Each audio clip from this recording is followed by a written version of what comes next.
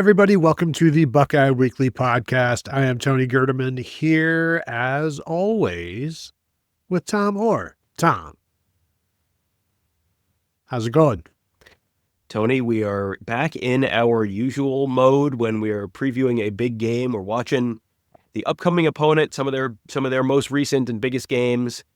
So for the third time in a couple weeks, we are doing that, and this time it is Texas, starting with the SEC championship game against Georgia. And I keep picking up these patterns, and it's like stuff that we've talked about with Tennessee and Oregon. It's like, I see some common threads here with Texas as well. I'll be interested to find out, because when I watched Texas, I did not see an orange team like you did, the Tennessee Volunteers. I see some differences, but we will discuss it. So we are talking about the SEC championship game between Georgia and Texas. Georgia won the game 22-19 in overtime, and I'd forgotten about this game being an overtime game, because I think pretty much everybody watched it live and then getting an opportunity to rewatch it.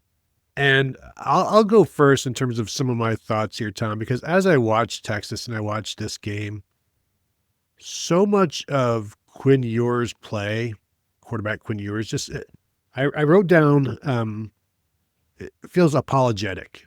Like he just has this, he's not a rah-rah guy that we've seen that I see in this game. He's, he was getting pressured up the middle and wasn't able to step into some throws and throwing off of his back foot and just kind of, lollipopping some throws in there, not putting a ton of heat on him. But when he did, he was fine. Just he didn't do it often enough in this game. He was 27 of 46 for 358 yards, 1 touchdown, 2 interceptions, sacked 6 times. Texas was missing their starting left tackle. But he was just the same. You see him on the sideline, you see his face, and he's kind of just stone-faced and not in a, it's just like I said, like he kind of looked like he was, my bad, sorry. It was an odd thing to watch when you're in the SEC championship game and you want to see somebody that's going to, run through a wall or whatever. Not that he won't. It was an odd demeanor that I saw from him, where it was not something you would necessarily want from one of the team leaders. Yeah, there's certain stuff about him that's always kind of driven me a little bit nuts. One of the things is his throwing motion. Like I watch him and I keep thinking, like, how does this guy who's been an effective college quarterback for multiple years, why do I think of Uncle Rico every time he throws the football? Like and this has driven me nuts going back to like high school. I remember having a reporter from down in Texas on to just talk about him on a show back in 2021, and asking about that. And it's like, well, his footwork's fine. So, the arm motion, it's, and it works for him. It just looks so weird. It's very off-putting to me. And I wonder, you mentioned the 6 sacks, and you mentioned the fact that Kelvin Banks, the left tackle, was not there. That was Trevor Gooseby, number 74, the backup, who was in there. And Kelvin Banks is back. He was back for the CFP game. So that's not going to be a concern moving forward.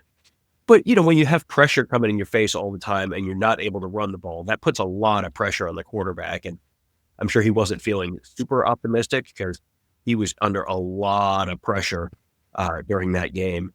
I was really hoping we were going to start with the defense so we could say some nice things about Texas. I have concerns about Texas's offense. Like, one of the things I mentioned earlier, like, hey, I'm seeing some things that we've talked about on some of the earlier shows.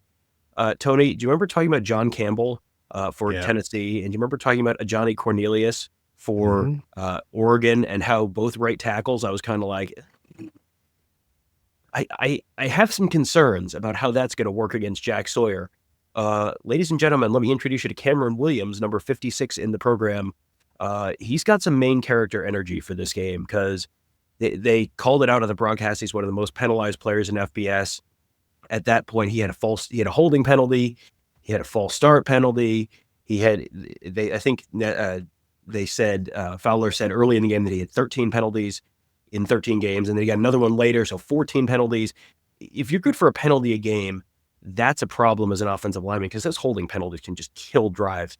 There was a lot of pressure coming off the right side as well. That just that's one of those things where we've talked 2 weeks in a row, 2 games in a row about like, boy, I think that right tackle might be a problem. And then two games in a row, we've seen Jack Sawyer line up over that right tackle and really, really be dominant. I think you might see that once again this week. That's to me a big concern for Texas. Not even necessarily in the run game, in pass pro. That's where it's like, boy, you might need to give him a tight end or something, because that feels like that could be a big concern. Well, give him a tight end as help. We saw Gunnar Helm in this one, their tight end. They're really outstanding tight end, get matched up with one of the Georgia defensive ends of pass rushers one-on-one and did not go well for Helm. So give them both help. Maybe let them help each other in some of that pass protection. But I'm with you. There were issues throughout this game on the offensive line, and we'll get to the running game in a bit. But for me, so much of the offense, and I know everybody loves Steve Sarkisian. He's fantastic. He can draw up anything, and generally it works. But so many of these plays that he was drawing up in this game were slow developing, and they didn't have the offensive line for it. Something that you would, you're trying to send the defense over here, but it's eventually going to end up over there, and it's very slow developing, and the offensive line couldn't hold up for it, and so it led to some negative plays. And when I'm watching the Georgia defense and the way they are attacking, and it's not the same as an Ohio State defense, but there is some attacking, and Ohio State's going to continue to just smash that offensive line and try to disrupt the timing. And so I think I'll be interested to see in the next couple of games how much they get away from that, or how much better they're at it with their starting offensive line, their top 5 guys getting Banks back at left tackle. Maybe it gets better, but you can't do too much of that against Ohio State, especially with not just the front 4 they have, but the back 7 that they have as well, because they do have a solid defense all around, and there's it's hard to find like who are you going to go after on the Ohio State defense. Probably Davis and Igbinosun, and I guess I can discuss the fact that they kind of went after 1 or 2 guys in this game for Georgia. I think it was Daniel Harris, the cornerback that they attacked early on downfield. And they had a graphic on there about the air yards after the first quarter. I believe that Quinn Ewers had like the 5th lowest average air yard per pass attempt at like 6.5 yards. And after the first quarter in this game, he was at 14 yards in the air per pass attempt. So they were going after, they were throwing it downfield. I don't think that, I didn't chart it. I'll probably chart the next couple because just to see, but it felt like that kind of started coming back closer and closer to the line of scrimmage after that first quarter, and Georgia started dialing some things up. But overall, that offensive line it's a question mark, and in terms of just providing enough protection. And as I said, that's not even getting to the running game yet. Right. Yeah. I think the offensive line and how much they can protect is a big, big question mark for me coming into this game. And you saw Georgia sort of adapt to that a little bit in the course of this game. There were a couple times early on where it's 3rd and long and Georgia is rushing just 3 guys and dropping into coverage. And Ewers is a veteran. If you give Ewers time in the pocket, he will pick you apart. There was one long one down the sideline to Golden, I think, and then another one to Isaiah Bond. They were both first downs when he had plenty of time in the pocket. But once Georgia saw that, they dialed up the pressure, and then you stopped seeing that. And he had some good throws. Quinn Ewers had some really good throws in this game as well. It's just when he wasn't able to step into it, he would just kind of be leaning back and just flipping it. And, one of those was picked. Another one probably could have been. And there was not the zip that he had on enough throws. And yet he still threw for 358. Put more zip on it. Maybe he goes for 400, and maybe they score, a second touchdown in this game. Because, Tom, they were 0 for 3 in the red zone on touchdowns. They kicked 2 field goals and missed another. And if that's what happens in this one, then go ahead and forget about any kind of opportunity for the Longhorns to win. Yeah, you're going to have to score 7s against Ohio State, and that's not easy because Ohio State in the red zone during the regular season, I don't think I've looked at this in the last week or so, but Ohio State in terms of red zone touchdown percentage was number 1 in the country. And they had allowed I think it was 54, 55% scoring in the red zone. So, and I guess let's talk a little bit about the run, because one of the things you need to be able to do to score in the red zone is run the ball. And one thing that Texas has really not been able to do much over the last few weeks is run the ball. They hit a couple. Quintravion Wisner hit like a 10-yarder at one point. They had a nice run off tackle in the second quarter. But then you look at the final stats, and it was just nothing. They finished with 28 rushes for 31 yards, and some of that's sacks. But even if you take the sacks off and you just do and you take the negative the negative plays off, they rushed for 73 yards. So even if you take all the negative plays off, you're averaging like 3 yards per carry, and that's just not going to do it. And that has, again, we have not watched the 2 playoff games yet, in any kind of an analytical way.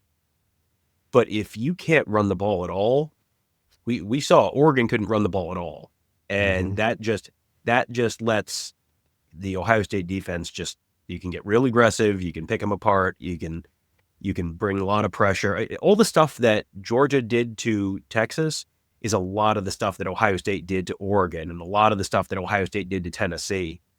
And if Texas can't run the ball, and you've got questions about pass pro, I have real questions about how Texas is going to get to 20 points. And if Texas doesn't get to 20 points, you're going to need a defensive score or something like that to win. I don't think Ohio State's going to score 40 points in this game by any means, but Ohio State could score in the mid-20s, and guess what? If the other team doesn't get to 20, you can score 24 and you win. You can score 21 and you can win.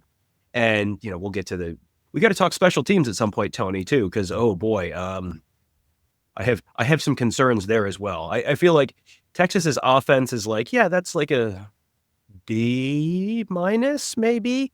Texas's special teams are like a C maybe, and the defense is like, yeah, that's like an A. That's an A+. But boy, if you don't have a kicker you can trust, and I don't think Texas is a kicker they're feeling great about, like if you don't have a kicker you can trust, you can't run the ball in the red zone, like that, you're running out of options down there. And in terms of red zone defense, Tom, here you go. 4 of the top 5 teams in the nation in red zone defense are the 4 teams left in the college football playoffs. The number 1 team is Army, then it's Ohio State, then it's Texas, then it's Penn State, and then it's Notre Dame in terms of defensive scoring and in the red zone. And in terms of defense, in terms of touchdowns allowed in the red zone, it's Penn State number 1 at 39.5, Ohio State number 2 at 41.2, Texas number 3 at 43.2% of the time somebody gets in the red zone do they allow a touchdown. So the key to success, as we all know, red zone defense, get it and get it fast and then hold on to it.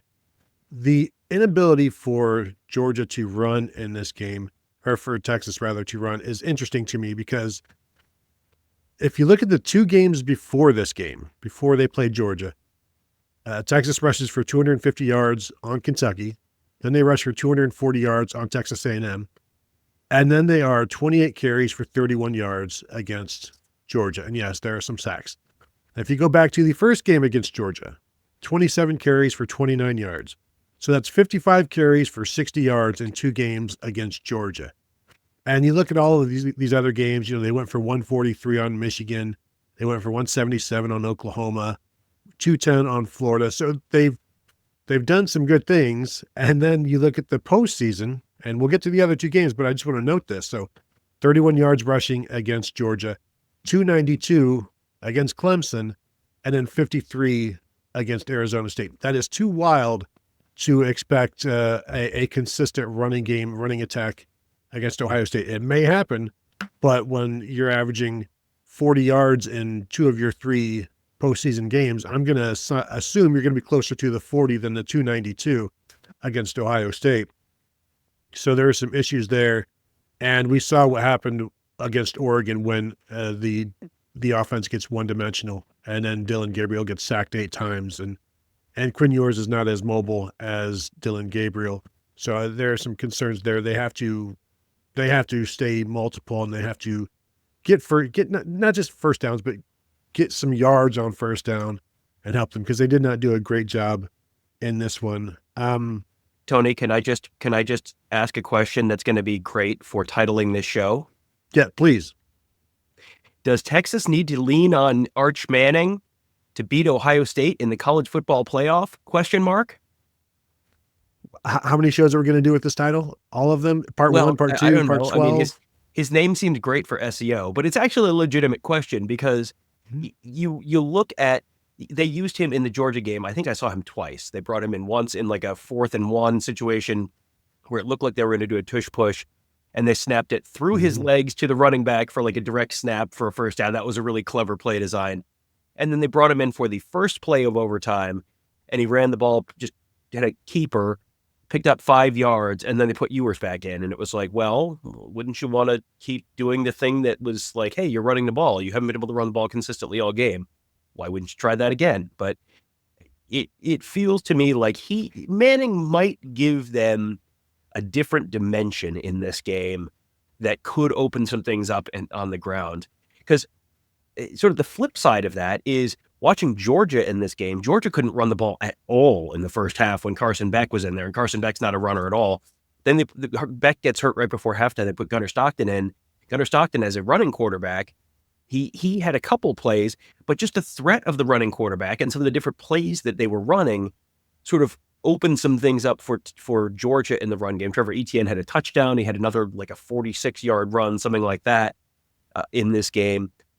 That I wonder if that's going to be something that Texas wants to look at. I'm sure Texas fans are constantly like just watching Quinn Ewers and then just sort of the vague idea of Arch Manning and like, well, new and shiny and the Manning name and like, well, he can run. And it just, I 100% understand why Texas fans are like enthralled with the idea of Arch Manning.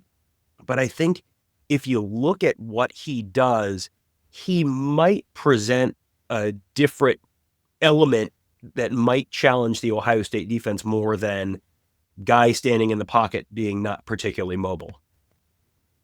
Yeah, and we've seen Arch Manning play a good number of games this year, and he's been outstanding at times, and then also a young quarterback at times. The reason I think he didn't play necessarily much against Clemson and Arizona State is I think Texas got out to a comfortable lead, and there was no need to turn to him. And then things got a little bit tighter, a lot tighter. And then it was like, well, now you almost can't go away from Quinn Ewers because of what it might cause. In this one, if Ohio State gets out to 14-21-0 in the first half, like there's no tomorrow for Texas. So I don't think they will give Quinn Ewers a super long leash before they turn to Arch Manning looking for something. And right now saying Ohio State's going to get out to a 14 or 21 point lead is ridiculously, premature. So I'm just saying, like, if that were to happen, and what scenarios would cause Arch Manning to get involved, I think that would be something. Mm-hmm. And, Arch Manning is the future. Quinn Ewers is the present, but the present becomes the past. The more you give up points in a game, it's like, well, we need to do something. It's the whole, Tua versus Jalen Hurts thing with Nick Saban. We've seen it done. So at some point where you need something, we even saw Dan Lanning put Dante Moore in there for a snap just because you're looking for something. But the running ability of Arch Manning and just I think the energy that it could provide a crowd in the Cotton Bowl of Texas fans, which will be the majority of the people in the stadium, might be something that they can utilize. But also, you might want to make it part of the actual offense. I agree in terms of getting the running game going. And, with like a Penn State doing it with like a Bo Prabula or Will Levis or whatever you've got, you might just want to make that like part of the game plan. Yeah, I think that's something that they really probably should think about. Because like you said, you don't have the luxury of, well, let's give it 2 quarters. Because if you do fall behind by 10, 14, 17, whatever points, then you get one-dimensional. And then, we just watched what it looks like when the Ohio State defense doesn't have to worry about the run at all. And I think Texas is already sort of looking at maybe being in sort of that position to a certain degree, even when the score is 0-0. So if that's the case, in the second quarter and you're down, something similar to Oregon. And again, I think the Texas defense is good enough that you're probably not going to be in that case, but you really don't want to be in that case because bad things happen if you're in that spot against the Ohio State defense. I did want to make a quick point about bringing Gunnar Stockton in, as Georgia did.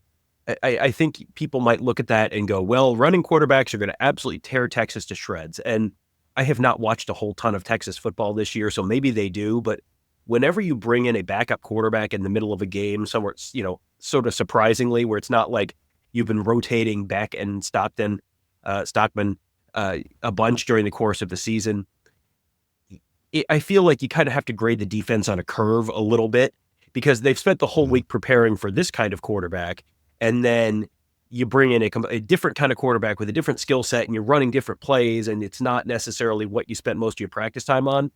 I think when it's something that happens in the middle of the game like that, sort of surprisingly, you sort of have to adjust your grading on the defense a little bit for that, because that was a very different offense in the second half for Georgia than it was in the first half. And in the first half, Texas just absolutely swallowed them whole. There was a point in the first half where Texas was outgaining Georgia 193-9. 193-9. It was 28 plays to 7 plays. Texas was completely dominating the game, but they were up 6-0 because of the aforementioned red zone issues. They completely dominated Georgia on offense in that first half. And I think you have to sort of grade this on a curve because you did have sort of a mid-game swap that no one was really planning on. Yeah, I thought overall, we watch these games, and this is the first time I'm really watching it. And you want to see who stands out, and then measure that over the next few games because who as we've talked before, who is the fish, who are the stars, who are the guys that really shine, and it's hard to get an idea of the pass defense overall, though cornerback Malik Muhammad was flagged twice, I believe, for pass interference. So that's something to watch. But I was impressed with the physicality of the safeties with Michael Taff and Makuba. And they were, those dudes, Andrew Makuba, who, it's a lot like watching Lathan Ransom come in and just smash somebody because he will hit you, and they tackled well. And I know Taff, I believe, is a former walk-on, and so those two safeties they get involved in the running game. However, what's not to get involved in terms of the Georgia passing game, because there wasn't any. And once Carson Beck, he got knocked out at the end of the first half. This is the game where he injured his shoulder, his elbow, and was out for the season. So after that, and even really before that, they were able to kind of deal with the passing game with just corners and whatnot, and they could focus on stopping the run. And those two guys, they come in and they hit and they tackle. But if they had to face a pass defense or pass offense, would they be as forthcoming, literally and figuratively, with their ability, with their desire to stop the run? Because I think with Ohio State, if they want to come in and if they want to help out with the run, Ohio State's going to say, please do so, because right now we like what we're doing through the air. And I don't know anything about those two guys in terms of their ability to defend the pass overall, having not really seen it just yet. Although I do believe, as I'm scrambling through the interceptions, Andrew Makuba has 5 interceptions on the year. Taff has 2. So they're around the ball, but I would like to see them, how that has come to be, and we'll see what they can do in these next couple of games. But overall, I was impressed with how much they got involved in the running game, and in a good way, because we watched Tennessee. Did you see the safeties? We talked about how you saw one safety in the first game, and then you really never saw them after that. They were just out there, and these guys are in there, and I think that's a big difference. Yeah, those guys both play downhill. If you want to know when we talk about it, this safety plays downhill, watch Michael Taff, watch Andrew Makuba. Those guys are coming hard. Both of them had tackles for, I think, a tackle for loss. Actually, both of them had 2 tackles for loss in this game. I think Taff had a sack as well. Makuba had a really nice tackle. The play you'll remember for him is the one in overtime where he hit Stockton and launched his helmet into orbit, like knocked his helmet clean off of his head and knocked Stockton out of the game. That's the one you'll remember from this game. Earlier, he had a really nice tackle. Georgia just kind of ran a little end around kind of thing, like real quick, just a quick little thing down at the goal line. And Makuba comes downhill and makes a really nice tackle in space in one of those, like, if you don't tackle him, it's a touchdown kind of moments. And it was like a really sure tackle. You just watching him, it was like there was no question this guy is going to get tackled, and he's going to get tackled right there, and he's not going to be able to fight for anything else. So yeah, those guys in the run fit are both going to be really, really effective. Makuba had 10 tackles, including 2 tackles for loss in the game. That's pretty good. One thing that I did look at, you mentioned Muhammad getting called for at least 1 or 2 pass interferences.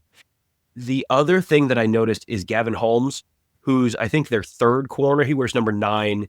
They talked about him as a backup on the broadcast, but he was in a bunch. So I think he's probably like the third corner.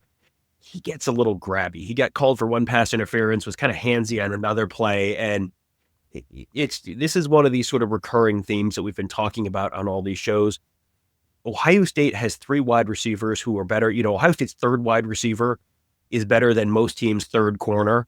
So that's going to be a matchup that whoever that third corner's matched up on any individual play, that's going to be something that Ohio State can probably take advantage of. And that's one of those things we've been talking about for the last couple of weeks with Tennessee and Oregon. I think that may be a spot where you can maybe find some joy in that game in the Cotton Bowl. One area where I don't think you're going to find a lot of joy is the middle of the Texas defensive line. Vernon Broughton, who is number 45 defensive tackle, Alfred Collins, number 95 defensive tackle. Those guys are really good. Georgia was trying to run a 3rd and 1 early and just got absolutely stuffed. That is, you are going to have to run the ball outside. You are not going to find a lot of success between the tackles.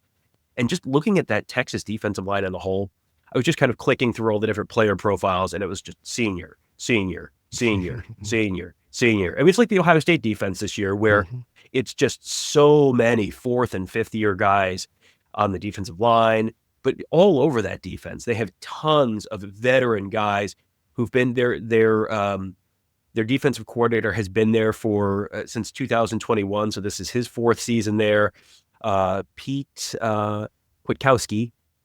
He is, he's been there for 4 years. You've got guys who've been playing for him for 4 years. So it's a little like Jim Knowles, where now this is Jim Knowles' 3rd year.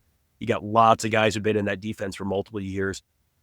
You're a veteran. You've seen it all. You've played in the defense for a long time. Like, all of that is, you don't see a ton of busts.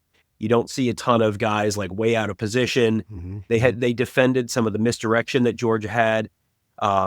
Georgia ran like an end around or a reverse or something like that, and it got stuffed for like a 4 or 5 yard loss.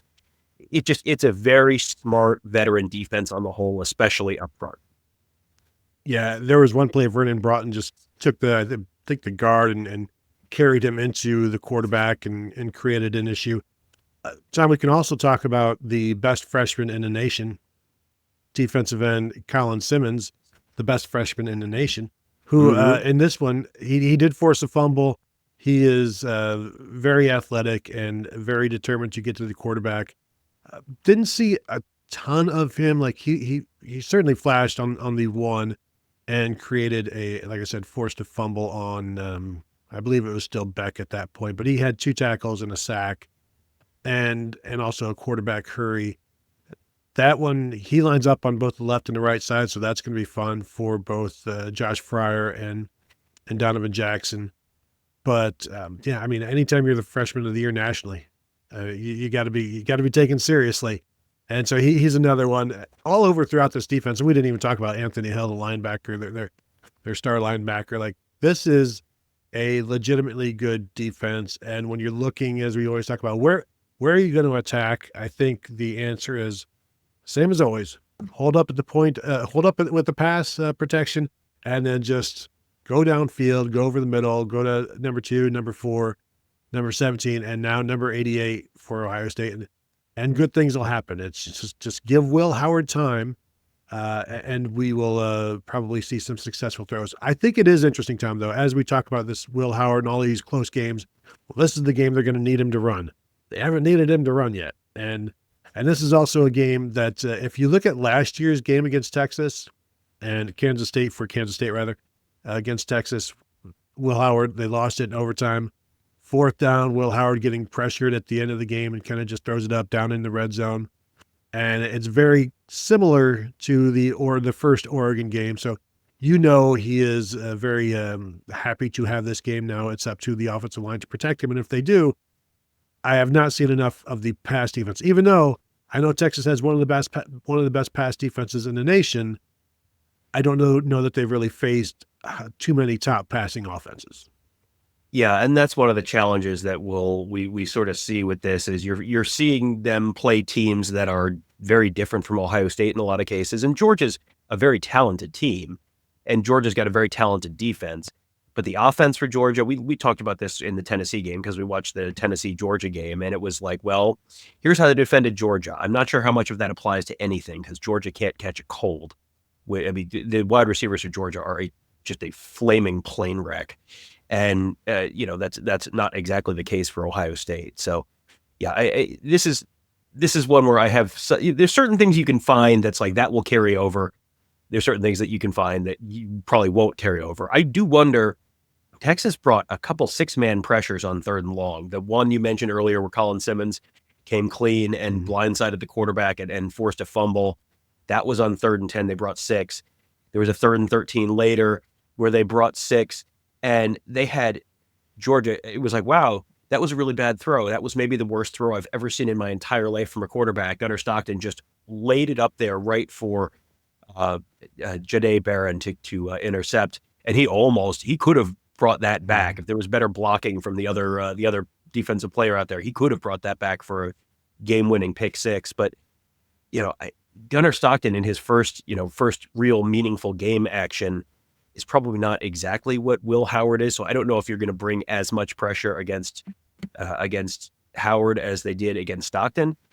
But, 3rd and long, there's a couple different ways you can do it. You can rush 3 and just play coverage behind it, or you can bring the house, or, and there's obviously shades of gray between those two. Mm-hmm.